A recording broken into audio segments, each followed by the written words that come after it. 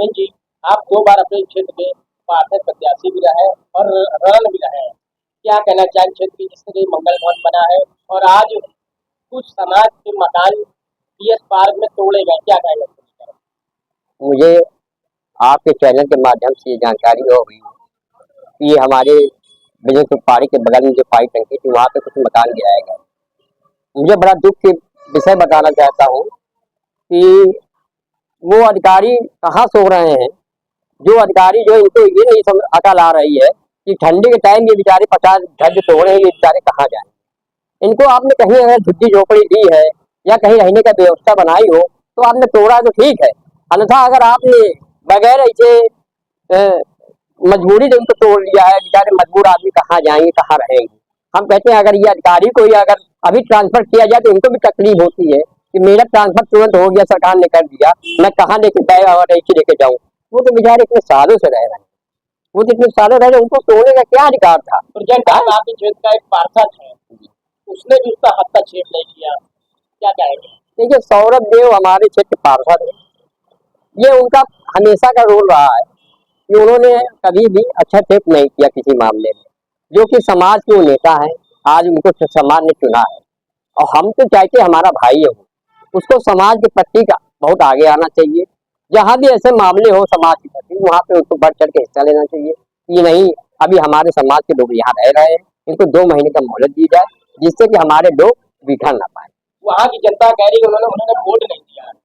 ऐसा नहीं है, वोट मैं भी 2 बार चुनाव लड़ा हूँ, मुझे भी पूरी जनता ने वोट दिया, पूरे वार्ड नंबर 15 के लोगों ने वोट दिया। ये कौन कहता है वोट नहीं दिया? अगर वोट नहीं दिया तो हम जीतते कहाँ से?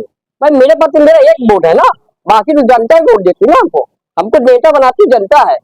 हम अपने आप नेता नहीं बन सकते हैं, हमारे बाबा साहब ने हमको बनाया, अब उसके बाद जनता ने हमको बनाया। एक विषय और बहुत तेजी चर्चा में चल रहा है, समय मीडिया में बहुत प्रकरण में है, मंगल भवन वाला मामला, उसको लेकर कुछ कहना चाहेंगे आप? मैं एक बात मैं बिल्कुल सही मैं कहना चाहूँगा अपने पार्षद जी से। मैं चाहता हूँ कि वार्ड नंबर 15 में ना तो कोई धर्मशाला है, ना कोई गेस्ट हाउस है और ना तो कोई ऐसी पार्क है जहाँ पे हमारे वार्ड नंबर 15 के लोग कोई कार्यक्रम कर पाए। मैं माननीय पार्षद जी से चाहूँगा, मेरा हाथ जो तुम्हें विनम्र निवेदन है कि सबसे पहले अगर आपने मंगल भवन बनवाया है, आप लोग का सहयोग है, मेयर जी आप जी, तो मेरा आप लोग की एक ही विनती है कि हमारे वार्ड नंबर 15 के लोगों को पहले महत्व दिया जाए। जब हमारे वार्ड में 15 नंबर वार्ड में किसी का कोई कार्यक्रम ना हो तब अदर लोग को दिया जाए और भी 11,000 रुपए में दिया जाए, क्योंकि गरीब लोग यहाँ बैठे हैं। यहाँ लेबर कॉलोनी, रेलवे लाइन का भुगतान, ये सब बस्तियों के लोग हैं। यहाँ तो कोई पूंजीपत नहीं है, मजबूत नहीं है। हम लोग कहीं रामबाग जा रहे हैं, कहीं जवाहर नगर जा रहे हैं, कहीं टी रोड जा रहे हैं, कहीं 80 रोड जा रहे हैं, बुक कराते हैं तो हम अपनी बहन बेटी का शादी कर पाते हैं। तो अगर मेयर जी ने आपने इतना किया है तो मेरा आपके हाथ जोड़ विनम्र निवेदन है कि 11,000 में हमारे वार्ड नंबर 15 के लोगों को पहले दिया जाए। उसके बाद जब आपको लगे कि हाँ वार्ड नंबर 15 का किसी भी कार्यकर्ता या किसी भी मजदूर का कोई भी काम नहीं है तब आप अदर लोग को दे दीजिए, लेकिन मात्र 11,000 रुपये। अभी कुछ दिन पहले पेपर में छपा था कि 3 भाग में डिवाइडेशन, क्या है क्या बताएंगे? नहीं, मैंने इस बात कहा तो मैंने कहा पहले तो 11,000, फिर उसके बाद अगर 3 भाग में कर रहे हैं तो आप जो अदर वार्ड के लोग करेंगे तो उसको आप 21 कर लीजिए, उसको 31 कर लीजिए। लेकिन हमारे वार्ड के लोग, क्योंकि 100 में कम से कम 80% यहाँ पे गरीब लोग हैं और हमारे पास सबको पता है ना बिजनेस पार्क में जगह बची है, ना तो हमारे वार्ड में कहीं धर्मशाला है, ना हमारे वार्ड में जो है ना कोई गेस्ट हाउस है। तो हमारे वार्ड में अगर आप लोग इतना शानदार बढ़िया मंगल भवन बनाया है तो मैं चाहूंगा कि मेरे वार्ड के लोग को ही दिया जाए। विषय एक बहुत खास और भी है, आपके क्षेत्र में 13 नंबर पार्क है जी, उसमें सुंदरीकरण के नाम पर कई बार कहा गया मगर उसका भी सुंदरीकरण ना हो पाया, क्या उसका क्या कारण?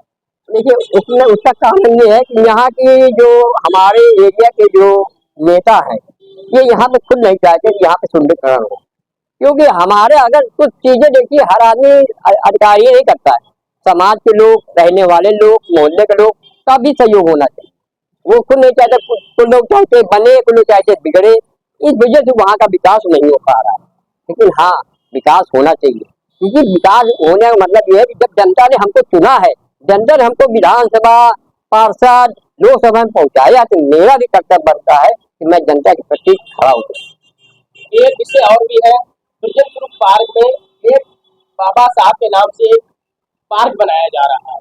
उस पार्क में बाबा साहब की मूर्ति कब लगेगी? देखिए ये विशेष चीजें नहीं मैं अभी कुछ कह पाऊंगा, क्योंकि ये माननीय पार्षद जी और मेयर साहब अब इसको 14 अप्रैल तक हमारी जो हमको सुनने में आया 14 अप्रैल तक लग जाएगी। तो अगर वो 14 अप्रैल को लग जाती है बहुत बहुत उसके लिए धन्यवाद होगा। और मेरी तरफ से पूरे मेरे समाज की तरफ से पार्षद जी को और मेयर जी को बहुत बहुत दिल की गहराइयों से मैं धन्यवाद करता हूँ। और साथ में एक मैं बात बिल्कुल साफ करूंगा कि यहाँ पे जो एक कब्रिस्तान है जहाँ पे बहुत गंदगी हो रही है, जहाँ पे लोग मुर्दे गाड़े जाते थे, आज वहाँ पे लोग जिंदा आदमी रह रहा है। तो मेरा हर अधिकारी, चाहे नगर आयुक्त जी हो, चाहे मेयर जी हो, चाहे डीएम साहब हो, आपके चैनल के माध्यम से मैं चाहूंगा कि वो कब्रिस्तान खाली कराया जाए ताकि वहाँ पे लोग मुर्दे आदमी गड़ सके और हम लोग का एक सुंदरीकरण समाज का भला हो सके। धन्यवाद।